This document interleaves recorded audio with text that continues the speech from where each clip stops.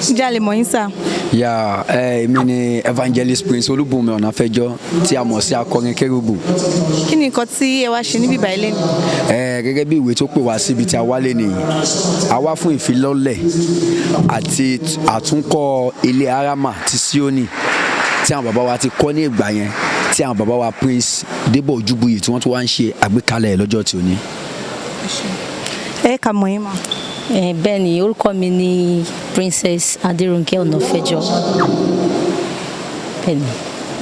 Ṣé wọ́n fìwé pé yín wá síbí báyìí lẹ́nu àbí ìpolongo ti ẹ̀rọ amóhùnmáwòrán ti Ilaje TV lẹ́tìrì?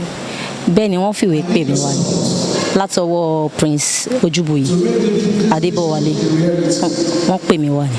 Kí ni ẹ̀yin rò nípa nǹkan tí wọ́n ṣe léni? Ṣé ìtẹ̀síwájú ó máa mú tẹ̀síwájú bá ẹ̀sìn Zioni ní àpapọ̀ àti white garment?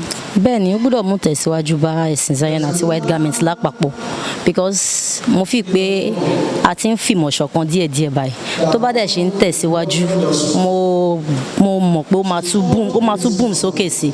So nǹkan tó lè mú máa tẹ̀síwájú sí ni pé kí a fìmọ̀ ṣọ̀kan as one, ká pera wa ní ọ̀kan, ká má discriminate.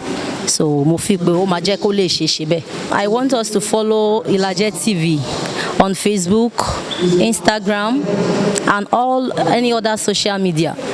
Ilaje TV ló lè ṣe, so let's follow them. Yes, here we are, Ilaje TV.